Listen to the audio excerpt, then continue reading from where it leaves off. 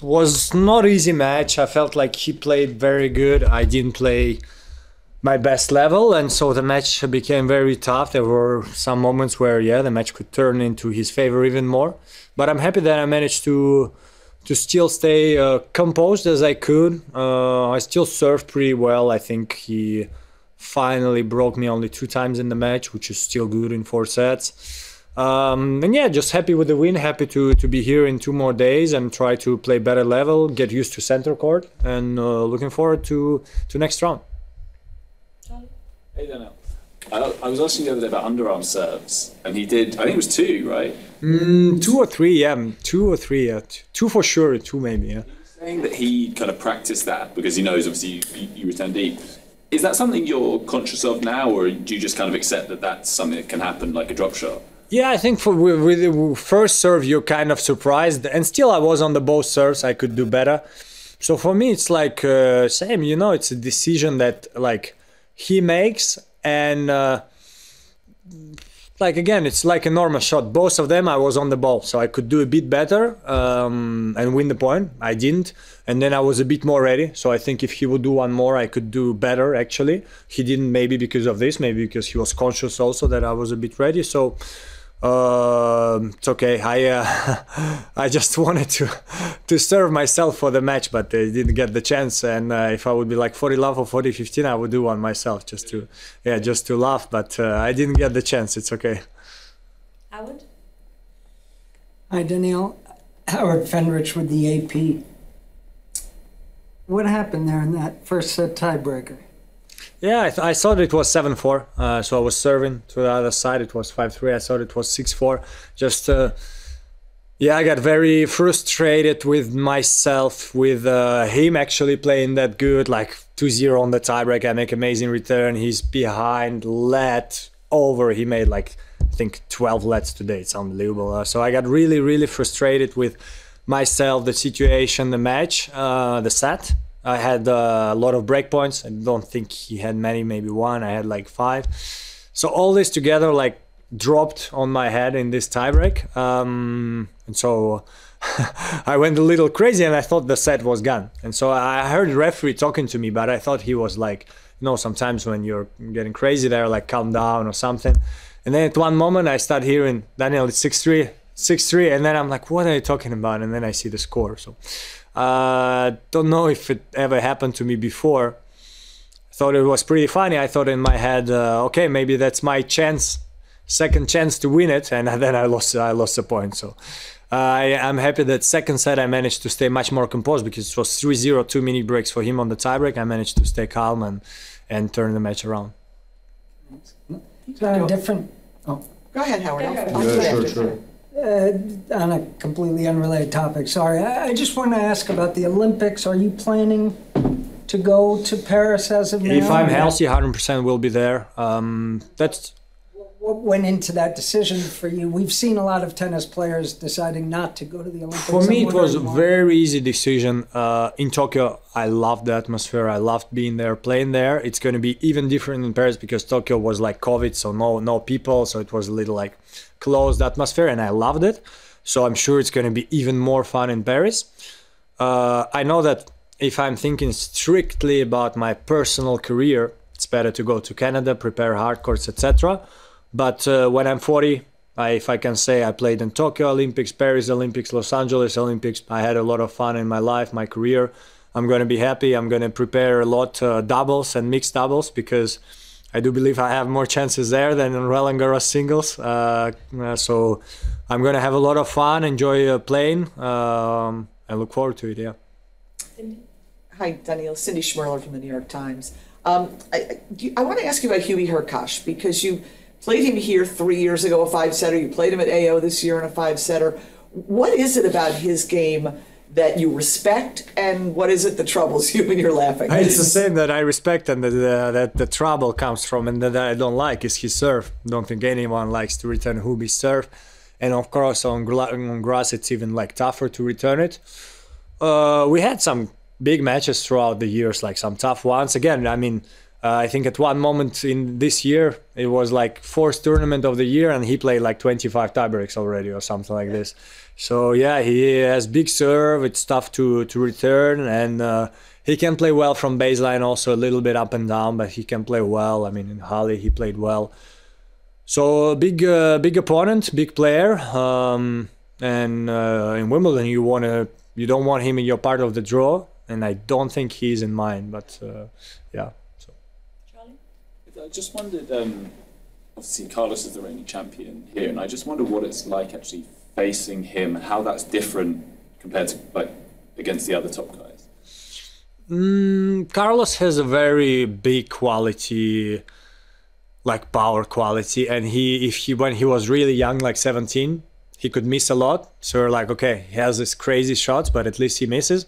Now when he's in the zone, he doesn't miss much, and we saw it in Roland Garros. I watched a bit of semi-final and final, not the whole match. And you could see that some moments he was missing, struggling, and that's amazing because he played two big top players, Yannick and Sasha, and even not playing his best and missing, every time he would hit a rocket in the court, the other guy would be in such trouble, and that's his big quality, very, very strong shots, doesn't matter a little bit the position, and he's very easy of generating power from slow balls, which sometimes many players have trouble, so like, you can use it, you play like a slow ball and you know that at least you have the chance to stay in the rally. With Carlos, no. You know that there's no chance, so that's his biggest quality in my opinion. I did know. Actually, I had the same question about Yannick. I was wondering your thoughts there. A bit different, but kind of same. Big quality of strokes in a different way. Like the motion is different, so the way the ball is coming to you is different. And I would say that even if Yannick has very big power, Carlos has even more. And Yannick, same, he managed to find, since a little bit the end of last year and like Canada, I would say, where he won his first Masters, missing less. So we always knew that it's tough to play him. He can hit winners from every position of the court, but he could miss. So now he doesn't miss much. He can hit winners from every position of the court. It's not easy. So in order to beat him, you know that you have to step out there. You need to be able to hit winners from any position of the court yourself. You need to be able to support the rally. It's not easy to play them, but it's a great challenge, and they're great champions already of the sport, and they have a big career ahead of them to make history. Who do you fear the most between these two players, Alcaraz or Sinner? Yeah, I would say not fearing them, but I did lose a lot to them, and it's okay. They have big quality, but every time I go, no fear. I just want to go for it. Like same with Yannick, who played 2 times this year in Australian Open, no fear. In Miami, no fear. 2 different results, but very, very tough to say. I would say that if we talk strictly, it's not even talent. Talent is not the right word, but I would say quality of the shot. I would say Carlos is, I never saw something like this. But I would say a bit more up and down than Yannick, but they have a great rivalry even. Again, Roland Garros 5 sets. So great rivalry. I'll try to put trouble to them, and I don't like to make predictions. I have in my head the prediction of who's going to have more Grand Slam, etc., but I don't want to say it out loud, and let's see later. No, Just us here. If maybe when I finish my career, so I'm out of the here locker room, I'll be like, okay, now I'm saying it, and I will see who has more Grand Slam. No, I'm joking. Yeah. Okay, we're taking a vote. Daniil, I just wanted to ask how you feel your serve is coming along this year. I know you've obviously had some physical challenges in the past, but where do you feel you're at right now? Tough to say, because my serve was also always the best on hard courts. So on grass courts and clay, I could serve well sometimes, like Rome last year, and sometimes it could be down and bring me down. So I feel like, honestly, that I'm in a good place with my serve. I remember a lot of matches this year where my serve helped me. Even Australian Open, like all the matches, it was a bit up and down. I got broken many times. But there was a moment in every match where I managed to zone in against Zverev, for example, 2 sets to love, and didn't lose the serve afterwards and won 2 tiebreaks. Kind of same with Ruusuvuori a little bit. So I feel like I'm getting, in a way, back to where I always was. Not the best server on tour, but quite good up there. and I'm pleased with that. And for sure, I hope it's going to be my best serve in US Open swing and here also. Just a quick follow-up. What is it about the grass? You said you felt more comfortable serving on hard court. What is it about the grass that feels different? For whatever reason, so the grass is tougher to return because the ball slides through the court. For example, Novak is really good with it. You know, his serve is 200, 205, but it really slides through the grass, very tough to return. And mine does it on hard courts. That's why it's tough for guys to return, because it slides well, so I can use mixed zones and etc. And on grass court, I don't know why, in my opinion, it doesn't slide like other players. I'm trying to work it a lot. Sometimes it works, sometimes not, but that's my opinion. That's why I serve a bit worse on grass. I just wondered, yesterday we had Marketa in and she lost in the first round as defending champion. I just wondered, how did you find it at the US Open when in 2022 when you were defending champion? How different a dynamic is that?